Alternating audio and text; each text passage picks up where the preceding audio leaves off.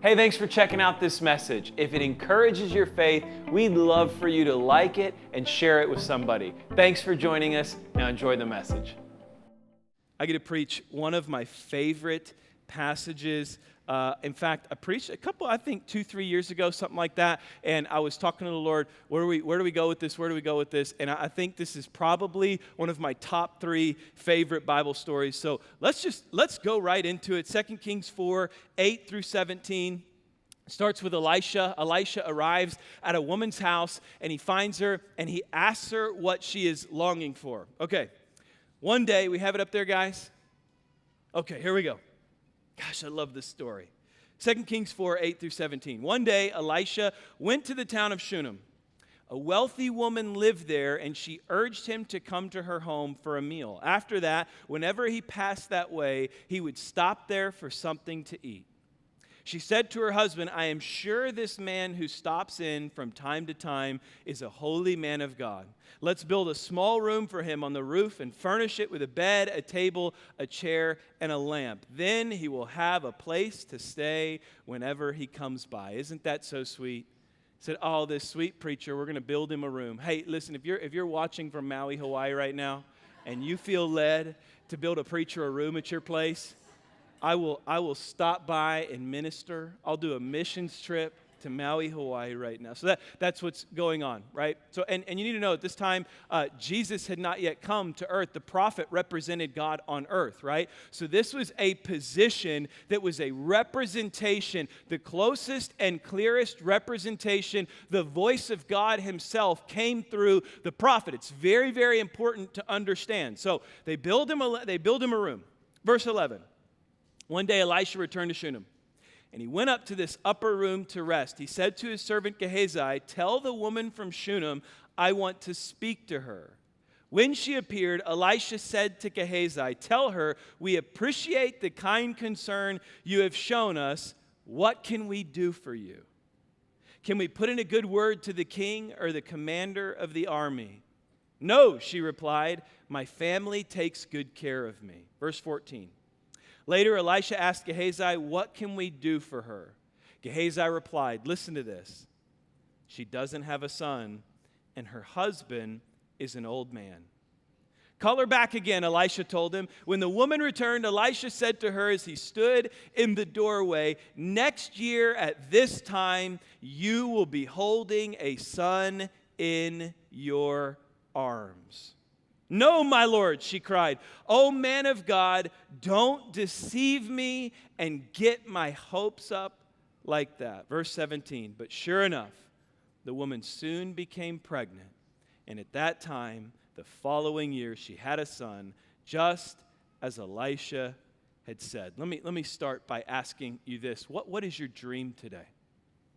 What is the dream that God has placed into your heart? Maybe it was when you were a child. Maybe it was when you were a teenager. Maybe it was just several years ago. Maybe it's as a grandma now, and God has placed a dream inside of your heart. Don't just limit it to moms. Men, what is your dream? What is the dream that God has placed inside of you? When we find out that dream, and there was a study done, it was really fascinating. It took like children, and it was showing these children who had a dream, and then it followed them like 15 years or something like that. And by the time they had hit 15 years, they had lost all their capacity to dream. And they concluded by the end of this study that life is not something that puts a dream in you. Life is something that pulls a dream out of you.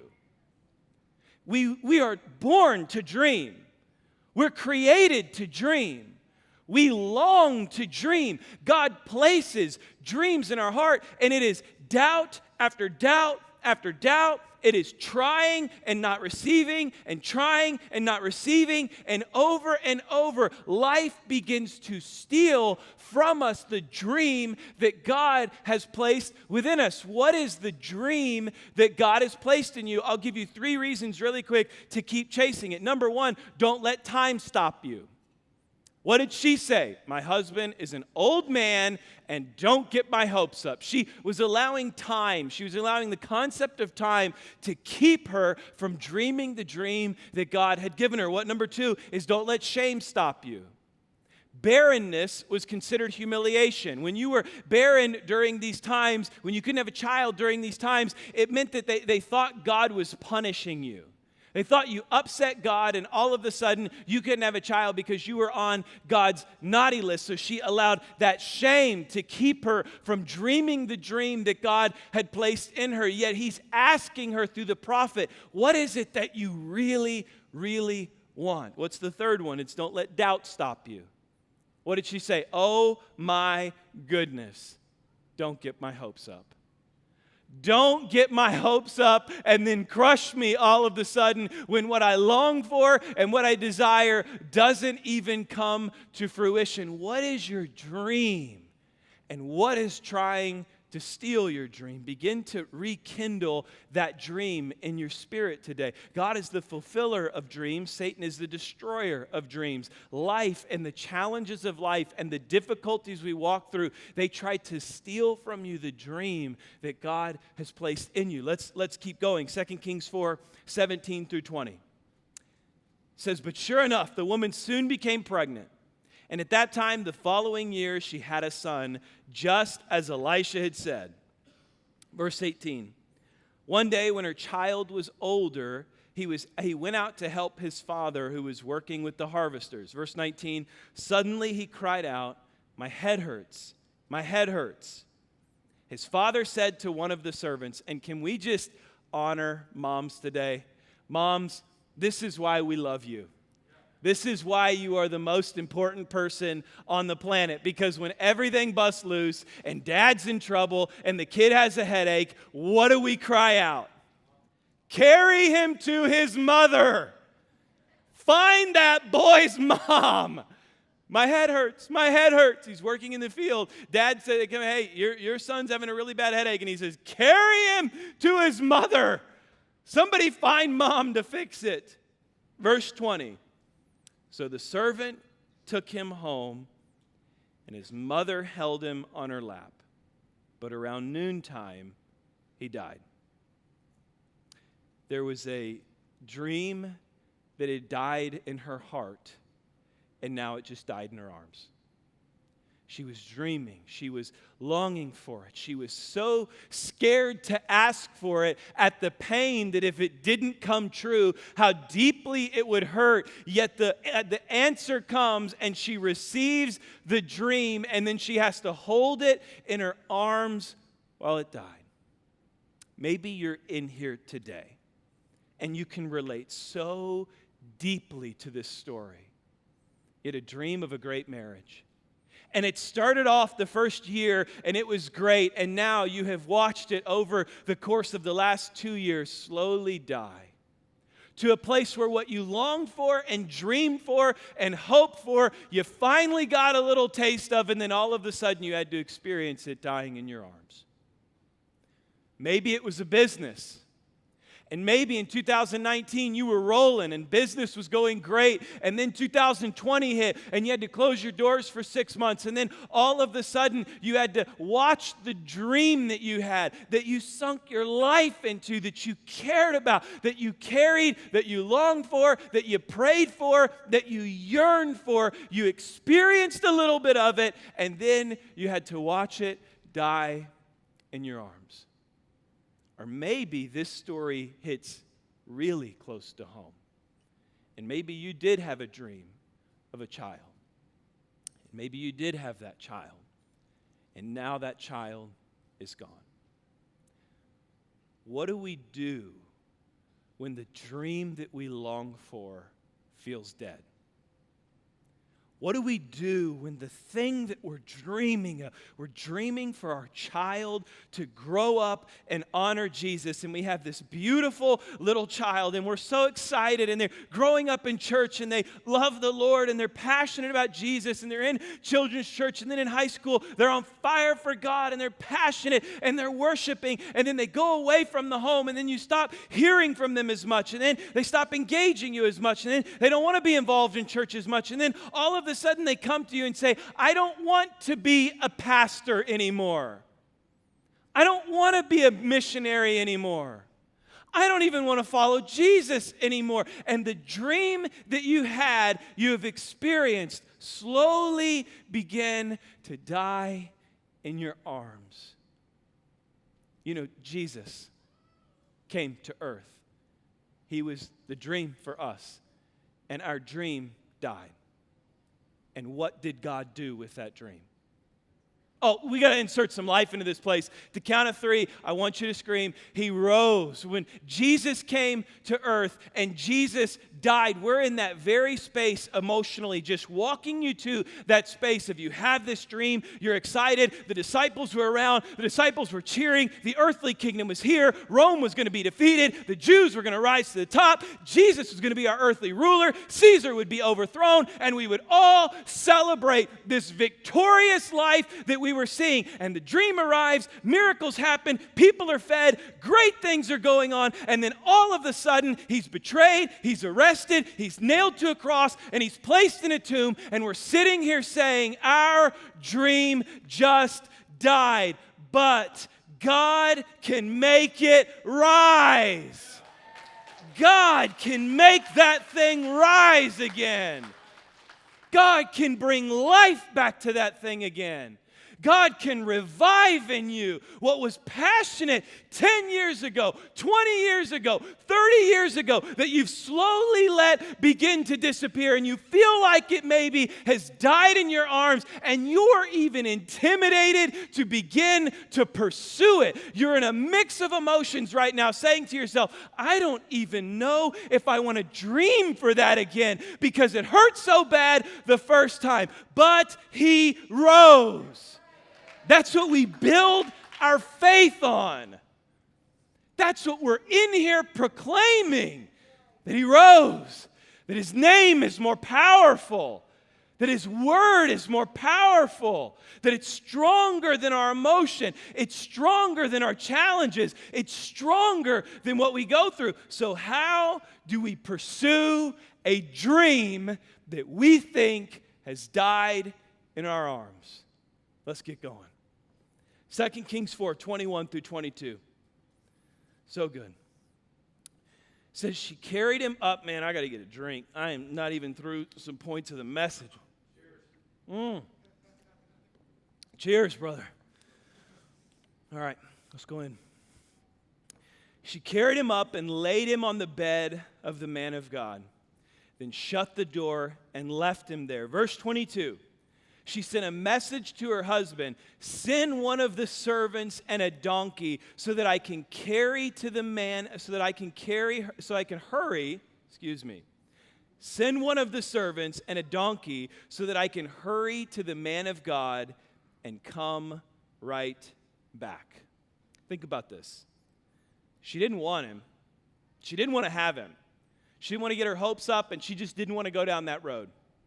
But then right after she became pregnant, she carried him, she raised him, she had him, and now she won't let anything but God stop him. The first thing you have to do, and here's what I hope to do, is revive your passion to not quit on the promise that God has given you. To revive deep in your soul that passion. You may have went through a horrible marriage and a disastrous divorce, and you're sitting here thinking today, my dream is to be married and happy and honoring Christ with the covenant of marriage, but I am scared to even long for it because I was so hurt the first time. Don't you dare quit on that dream. Don't quit on that promise that God has given you, that one day you will walk in a covenant of marriage and we will celebrate you like we celebrate everybody else of what God can do and what He can rise in your life. You cannot quit on what God has placed in your heart. And I don't care how hard it gets. I don't care how difficult it gets. I don't care how dead it may seem. He has the ability to breathe life back into it. Anytime you have carried something for a long time, you will not let it die very easily. This woman carried this baby. She gave birth, and I want to tell you something, you'll always have a chance to quit. You will always be given multiple opportunities to quit on the promise that God has given you. Why? Because the fulfillment of that promise is a pinnacle of your testimony, and the enemy doesn't want you walking around saying, yeah, I went through this, but look what God breathed life into. Look what God resurrected here. Look what God turned around here. She kept fighting for it. She didn't want it. She didn't want anything to do with it. She was intimidated by it. She has it, and now nothing will stop her from pursuing what God wants to do with him. There was a story on the news. I saw it on YouTube. It was super cool. A Florida news channel, only in Florida, was covering this, right? And there was this woman who got out of her car. She was pumping gas. And when she got out, she was taking a bag of trash to, those trash bins that are in between the pumps. And when she got to the trash bin, she put it in. 2 carjackers ran around and jumped in her car, one in the passenger, one in the driver, and began to drive away. And this woman runs over, jumps on the running board of the vehicle, grabs a hold of the luggage rack, goes inside that passenger window, and she starts rearranging some things. And then all of a sudden you see the vehicle stop, you see the front dip, and all of a sudden the passenger door flies open and he comes running, stumbling out, right? And she gets up, she goes around the back of the car, she ain't done yet, she's going in for the driver. She gets over to that driver door, she rips that door open, and I mean she's in the middle of it. You see earrings, purses, everything flying out, and all of a sudden this dude comes flying out. He takes off running. She hops in the car starts rolling, puts it in park, and then gets back out. And she's throwing her hands up like, come on, I'm not finished with you yet. I got more for you. And you watch that video, and you think, wow, she must have really loved that car. And then the news story, it tells you, no, her children were in the back seat. Yoo-hoo! You don't go messing with mama's babies, right? There is nothing mama won't do if you go messing with babies. There is this mama spirit that lives to protect her babies. And when you have raised that thing and you have carried that thing and you've gone through the pain of giving birth to that baby, and then you have left work early because that baby's not feeling good, and you have stayed up all night long holding that baby's hair while it's thrown up in the toilet because it's not feeling well, and you have done everything to carry it, you are not going to let anything take that baby away from you. Mamas, am I lying in this place today? Where is the spirit of a mom? You don't let anything take your baby. Listen to me. You need to pursue the promise that God gave you with that same passion. Men, you need to hear that, because you need to pursue the promise that God gave you with that same exact passion, that you will have to kill me to stop me from rescuing the promises that God gave me. And I will push and I will go, and there is no length that I won't travel to see fulfillment come. I love her passion to not quit. She loaded up, took off on a horse, and went to the man of God. Let's keep going. 2 Kings 4, 23 through 26. It says, "Why go today?" he asked. "It's neither a new moon festival nor a Sabbath." But she said, circle this, "It will be all right." So she saddled the donkey and said to the servant, "Hurry, don't slow down unless I tell you to." As she approached the man of God at Mount Carmel, Elisha saw her in the distance. He said to Gehazi, "Look, the woman from Shunem is coming. Run out to meet her and ask, 'Is everything all right with you, your husband, and your child?'" Listen to her response. "Yes," the woman told Gehazi, "everything is fine." She is breathing life back into her promise. The same promise that died in her arms is the promise that she is declaring, it's going to be all right. I'm going to figure this out. We're going to figure this out, and we're going to make it through. No matter what happens, I can tell you this. Everything is going to be all right. You've got to be resolute in the fact that you're not going to give up on your promise. The second thing you have to do is speak life into that thing. Speak hope into that thing. Revive that thing. You think about this. You were probably praying for it 10 years from now, and after 5 years, you stopped praying for it as much. After 7 years, you got a little worn out because you weren't seeing it. Now it's 10 years in, and you're starting to say to yourself, man, I just have quit praying for that altogether. I remember when the number one thing on my prayer list was praying for that healing for my child, or praying for God to open up that door, or praying for God to do this. And then year after year after year, I slowly began to drift. What did she do? She was speaking life into that thing. She was speaking life into her kid that was gone. You speak life into your children that are gone. You speak life into your marriage that's struggling. You speak hope. You speak truth. You speak these things into it, and the things you speak into it will come out in the fulfillment of it.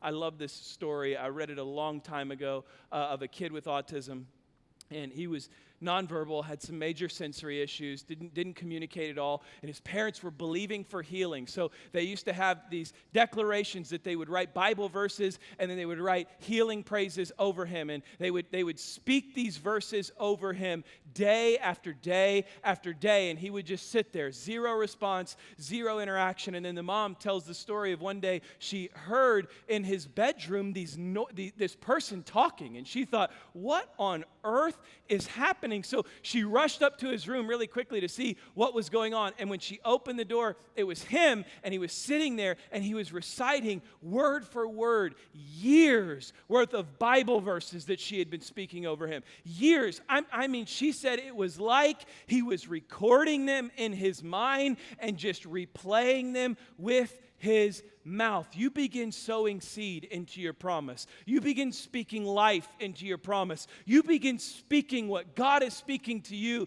about what he has promised you, and I promise you, you will see that thing come to life again.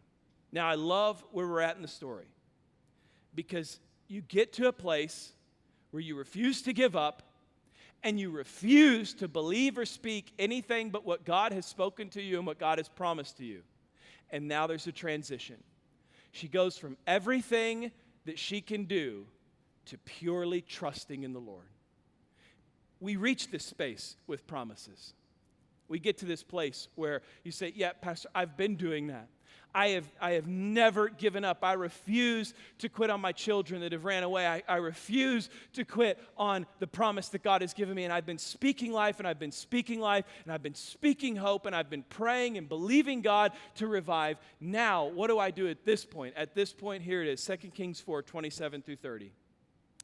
But when she came to the man of God at the mountain, she fell to the ground before him and caught hold of his feet. Gehazi began to push her away, but the man of God said, leave her alone. She is deeply troubled, but the Lord has not told me what it is. Then she said, by the way, recognize this in verse 28. The first two people that asked her were just random people, and she said, everything's fine, everything's okay. But when she got in the presence of the Lord, she bared her heart. You don't need to be going and telling all your business to everybody all the time. You don't need to be running around telling all your friends, posting on social media, posting on Facebook, everything else, all the things that aren't going right or not, you're not seeing, or it's not happening or whatever. You recognize she reserved the depths of her heart and the things she needed resolved for a conversation with the Lord. So she goes in verse 28. Then she said, did I ask you for a son, my Lord? And didn't I say, don't deceive me and get my hopes up? Verse 29. Then Elisha said to Gehazi, get ready to travel. Take my staff and go. Don't talk to anyone along the way. Go quickly and lay the staff on the child's face. Verse 30, but the boy's mother said, as surely as the Lord lives and you yourself live. You know what she just said? If you want to keep breathing, you ain't getting away from me. As surely as the Lord is good, and as surely as there's breath in your lungs, preacher, you're coming with me. And I'm not going anywhere unless you're there with me. As surely as the Lord lives and as surely as you yourself live, I won't go unless you go with me. What did he do? What any good prophet would. So Elisha returned with her. He said, you got it. I'm headed your way. You see what she did? She refused to go without the Lord. She refused to step into any situation where she may not know the outcome. She has the promise. She's seen what's happened. She's gone to the man of God and she says, listen, at the end of the day, I am not walking back into that room without God's presence with me. When you have done everything that you can do, when you have fought tooth and nail and you haven't quit and you've kept praying and you've kept speaking life, at the end of the day, you have to get to a place where you just say, as long as the Lord is with me, I'll walk through that door. And I may not know what's going to happen. I may not know what awaits me. And I may not know how this thing plays out. But I know I'm not going through without him. I told you I was fishing this past week in Louisiana. Love going. By the way, I think she's not in here. Okay, I'm going again soon. We've got it planned. I just got to find out the right time to work it out. You know what I mean? After a really good Mother's Day celebration, maybe that would be the right time. I love to go fishing out there. I got a bunch of friends out there. And one morning, Saturday morning, we decided we were going to go saltwater trout fishing. And they're a little deeper of a fish, so you have to run a little further to get to it. So that night, they said, hey, we're going to leave at 5 o'clock in the morning. It'll be pitch black, but don't worry, Mr. Stanley was talking. Mr. Stanley said, I've been raised on these waters. I can run these waters at night. I know them like the back of my hand. I can get us to where we're going with my eyes closed. And so, okay, great. 4:30 in the morning, we're up. 5 o'clock, we're on the boat, and we're beginning to take off. And I started to recognize something as they were in front of us. They had one little pole on their boat, and there was this little bitty light, and it was pitch black. You could not see anything. And I'm sitting on the very front of the boat, right? I'm the first one to go if this thing catches anything. And you understand, these are really shallow waters. There are narrow bayous. There are telephone poles and old docks and everything in this water. This is not just wide open water, and it is pitch black. And all of a sudden, Mr. Stanley hits it, and that boat takes off, and we're following it, and all we can see is this light. And I am sitting there praying, Lord Jesus, please protect me. Please give us wisdom. I don't know what is going to happen. All I know is I want to live today, right? We almost pulled a 12-foot alligator out of the water, and I wasn't near as scared as I was running in the middle. Anyone ran at night? It is scary. I mean, you can't see anything. And then all of a sudden, we're following this boat, and we see it take these big turns. And so our boat, we're just following the light, goes around. And about when we began to get that turn in, there was this old dock.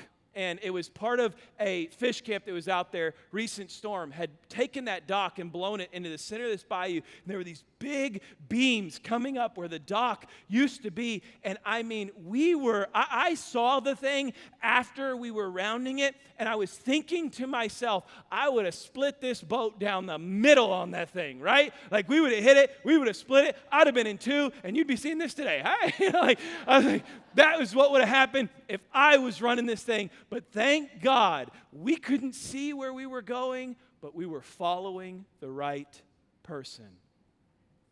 There are moments you get to when you are believing God for something, and you have that promise in your soul, and you are praying, and you are speaking life over it, and you are believing God to move in the middle of it, that you get to a point where there is nothing else that you can do. You just make sure you're following the right person. You make sure you are walking behind the one who gave you the promise, the one who has made the promise, the one who fulfills the promises. You just make sure you are standing behind him and following him in. This is where you are tempted to take over on your own. This is where you are tempted by your own might, own power, own strength. I will fix my kid then. I will help. And we know we can't. I will take over and I will be in control. And that feeling of losing control either pushes us into a place of rebellion and anger and frustration, or a deeper, greater submission on just following the right person. Trusting the right person. Watch how this thing ends. Oh, good. I'm good on time. 2 Kings 4:33 through 36. It says, when Elisha arrived, the child was indeed dead, lying there on the prophet's bed. Verse 33, he went in alone and shut the door behind him and prayed to the Lord. He went in alone. Could you imagine, mamas in this place? Your dream has died in your arms, and you've placed him in a room, and you've closed the door.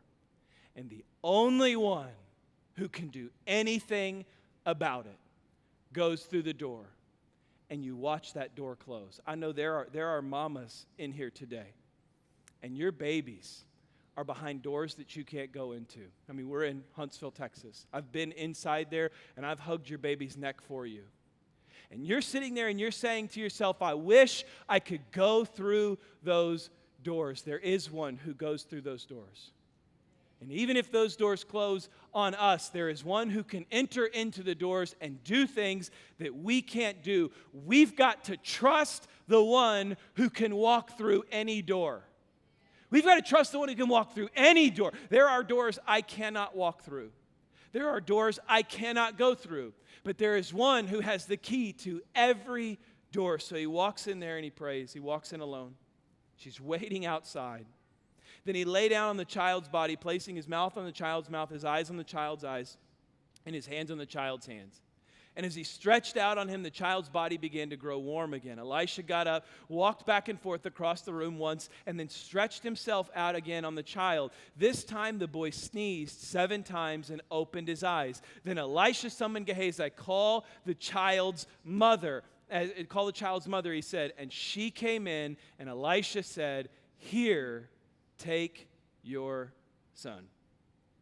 When my boy Zadok was born, he was a big baby, and we had some complications in birth where right before he was born, there was a time where he was not breathing, and it got really, really serious. You know, it gets serious when all of a sudden, like it goes from 2 nurses to like 17, and they're all standing on top of each other, and they're like ready to pounce on whatever needs to be. I'm so thankful for nurses. I was like, praise God, more and more and more, and come on.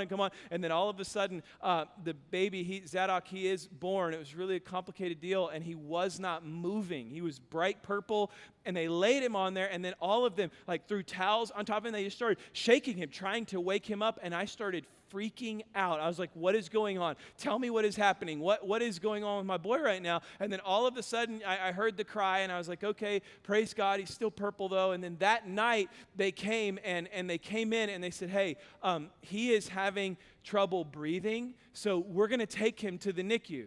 And I'd never had a baby in the NICU before, so that freaked me out, right? He's just been born. He's having trouble breathing. I saw him. It was essentially lifeless on top of her, and they shook him and woke him up, and now he's having trouble breathing. I am freaking out. So we take him around. We get him to the NICU, and they said, hey, you need to know something.